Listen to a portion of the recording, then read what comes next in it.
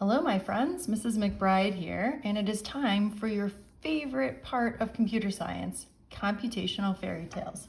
What we're talking about today is something called Big O notation. So this particular story is called Big O notation and the Wizard's War. Big O notation is a method of specifying the worst case performance of an algorithm as the size of the problem grows. Big O notation is important for understanding how algorithms scale and for comparing the relative performance of two algorithms. Years ago, a ferocious wizard's war raged across the land, initially sparked by a disagreement over the correct pronunciation of the word elementary? Up to you. The conflict quickly escalated. The battles lasted for months.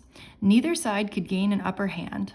The strength of the two sides was almost perfectly matched until a computational theorist shifted the balance of power forever. Claire O'Connell was not a wizard, but rather an accountant. She worked in the Bureau of Farm Animal Accounting, Large Mammal Division, where she spent her days tracking the kingdom's cows, horses, sheep, and pigs. It wasn't an exciting job, but it left her plenty of time to pursue other interests, such as computational theory. In fact, in only 3 years after her arrival, Claire had assembled the kingdom's greatest collection of computational theorists within the Bureau.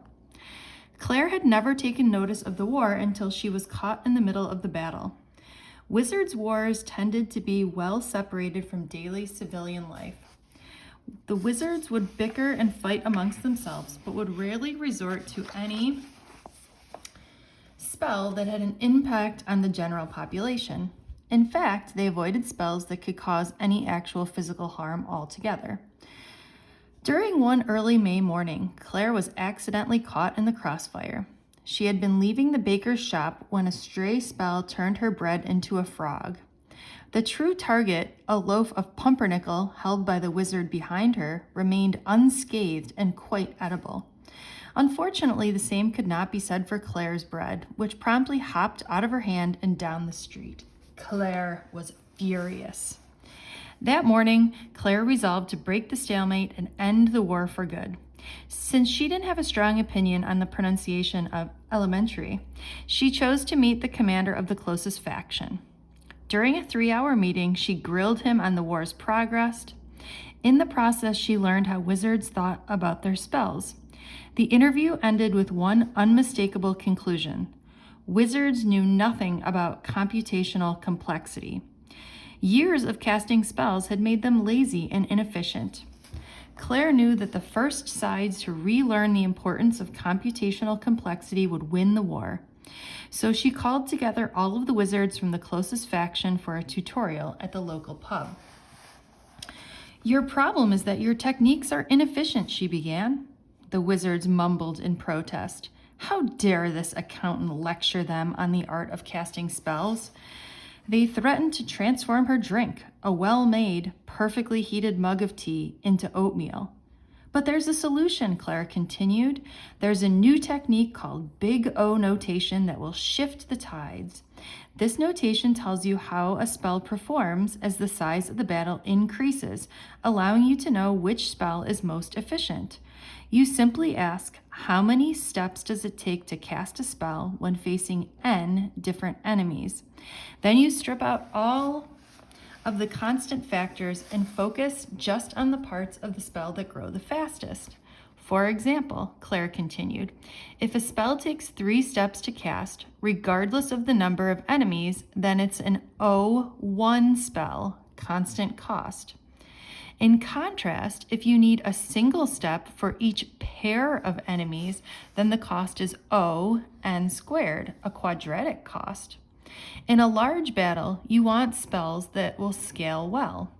The wizards grumbled in protest. "That'll never work. It simplifies the problem too much. This accountant's crazy." Claire was unfazed. "Well, what's your favorite spell?" she asked the wizard in the front row. He turned red at being singled out and mumbled, "The spell of pairwise protection." "Which does?" prompted Claire. "Well, if you cast it on an enemy and a friend, the friend is protected from that enemy for a full 5 minutes."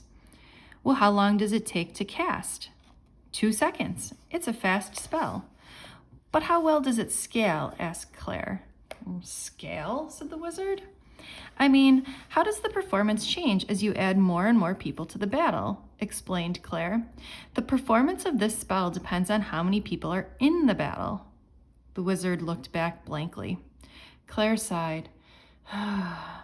When you're in a large battle, you need to understand the cost of using a spell increases as the number of the people in the battle increase. Let's take the spell of things smelling like fish.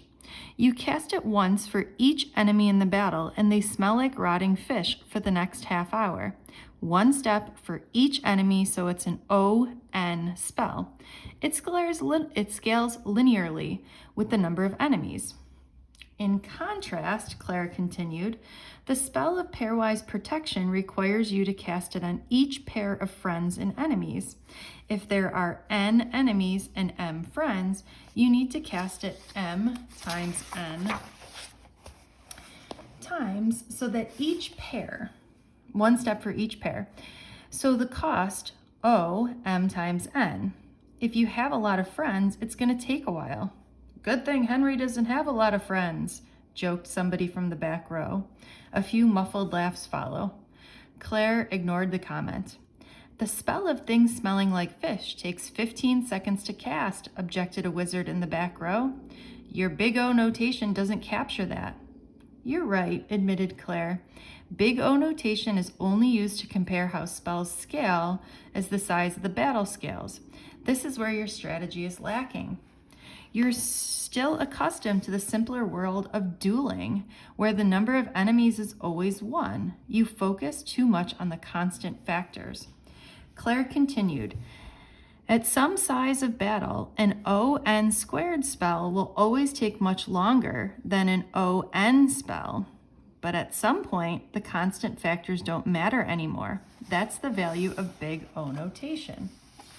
The same wizard went back on the offensive. Are you telling me that it's better to cast the spell of loud techno music, which takes 1 hour and impacts all enemies, than the spell of temporary elevator music, which takes 1 minute but only impacts one enemy? That would seem that's what your big O notation would recommend. Yes, said Claire. If there are more than 60 enemies, the spell of loud techno music is more efficient than the spell of temporary elevator music. The wizard was stunned. He repeated the math over and over in his head to check her answer. Claire knew that he would eventually come to the same result. Accountants were notoriously good with numbers. Well, what about the spell of love triangles? It only takes 1 second to cast, and the results are so fun to watch, argued another wizard. Well, you need to cast it on all triplets of people, so it's an ON cubed. If you have 20 opponents, that's 20 times 20 times 20, or 8,000 seconds. That's over 2 hours. The wizards gasped. They had never thought about it like that. Well, consider the spell of uncomfortably long toenails, suggested Claire. The spell fell out of favor a few years ago because it needs 120 seconds of preparation before casting the first time each day. It wouldn't work well in duels.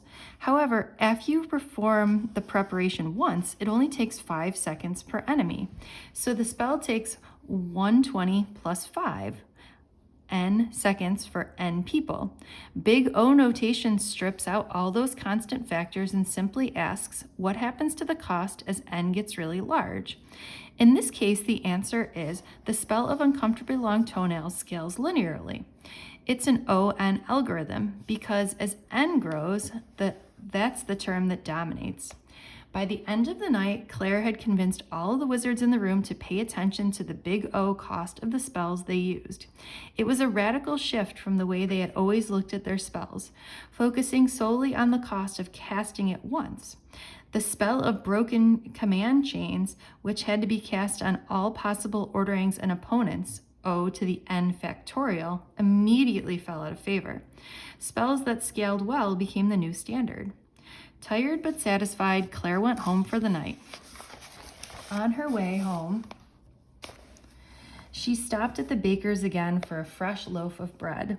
While standing behind the counter, she noticed the baker using an ON cubed algorithm to make rolls. With a sigh, she interrupted his work. You know that isn't the most efficient way to make rolls, she began.